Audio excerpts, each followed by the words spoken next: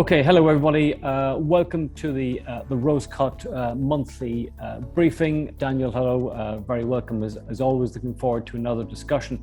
I guess the background we have is that we've seen volatility in crypto markets, equity markets have crept higher, led by energy, financials to a degree. Volatility is falling now to its lowest level since before COVID, which I think signals on itself that life is slowly getting back to normal. One maybe slight concern I have is in whether equity markets are at the peak. I'm personally not quite sure we're there yet, but I think that they are looking a little bit vulnerable in the very, very short term. Volumes are low. As I said, volatility is low. Some tactical indicators, complacency in the options market, looking a bit stretched. So I think given that backdrop, just maybe watch out for some volatility in coming weeks. June tends to be seasonally quite weak, but I think the sort of the force of the economic rebound will, I think, condition optimism for the next couple of months anyway. But one of the things, Daniel, that maybe you wanted to jump in on is the bond market and inflation. Inflation readings have been super high, but we've seen a rally in the bond market. What's happening? Yeah, I suppose the first thing we should say is inflation readings are high, but that's given what we've been used to over the past 10 years. So as soon as we hear inflation's hitting 4% plus, we start thinking that's a lot higher than it's been in our recent memory. In reality, we should have always really expected, I suppose, inflation measures coming in at 4 or 5%, simply because of their year-on-year comparisons. So if you go back 12 months, the world was in lockdown, economic growth was very weak, and you even had oil prices that had gone negative for a while and were still at low levels. So any sort of rebound was going to see year-on-year inflation numbers look a bit scary. Now, the reason they have got a little bit higher than that, you could explain just through the year-on-year comparison, is because we've had a few supply chain bottlenecks. So this is really as a result of the lockdown and all of the disruption that occurred. And that's why we've seen goods like, or commodities like lumber, have a big rally in prices until recently, when we've seen a supply adjustment and we've seen more being produced. So that's, I think, why the Fed are using this language like transitory. And we can also look at some of the longer term factors as well to look at where inflation is likely to start dropping back to. And I do say dropping back to because I'm inclined to agree with the Fed at present that it is transitory. Yeah. 3 big long-term factors that we've seen over the past 20, 30 years is efficiency from technology bringing prices down, a less unionized workforce, and also demographics.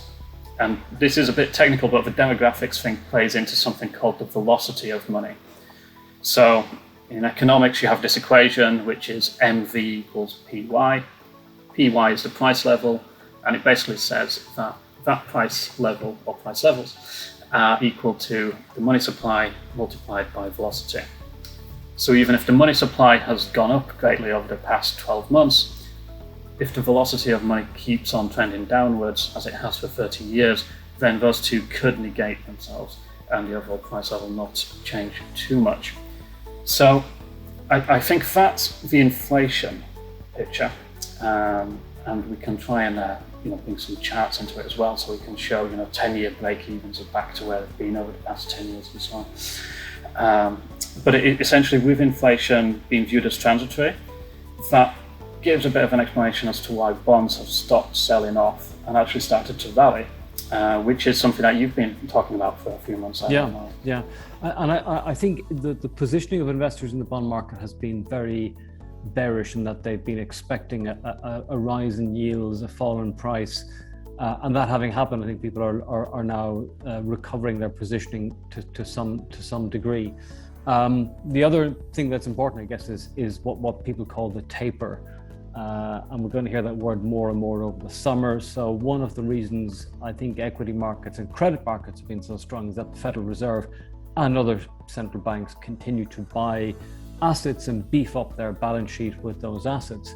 And I think now that the recovery is underway, people are looking for them just to reduce the pace of that buying, and that's what we call the tapering back those purchases. There's a Federal Reserve meeting on the 16th of June, and then we've got a couple more out to September. So that should figure, I think, more prominently in the market debate. And I think if the Fed do announce a tapering, and maybe don't do it in an entirely gentle way, you may get more volatility in equity and bond markets. Daniel, you're our crypto expert. Just want to throw a kind of final question to you on the volatility we've seen in crypto markets. It's a super interesting ecosystem. It looks like regulators, though, are less than happy about the rise of Bitcoin and trying in many ways to curb it, but it's quite a resilient asset. Yeah, I think it's difficult to curb it, as you say, because you can do it at one country's level, but you can't do it, you'd need everybody doing it at the same time to really curb it properly. I'm inclined to say that I think regulators are probably okay with it being viewed as a speculative asset, but it's when it starts getting referred to as a currency that they start to get particularly worried. And El Salvador might have helped create its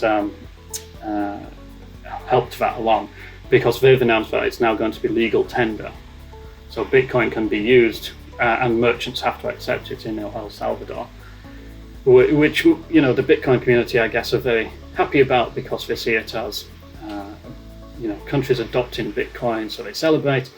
But I'm more inclined to worry more about what that does to regulators and them actually getting a bit spooked by it. Regulators have had plenty of time now to look at it. Well, the big regulators, the ones in the US, for example, you'd imagine they're starting to get close to drawing some conclusions as to what. Yeah, I think we need to watch out for that. So that's one of, I think, a number of stories to watch out for as we head into the summer months. Daniel, thanks very much, and we'll rejoin the conversation in a month's time. Great, thanks, Mike. Thanks.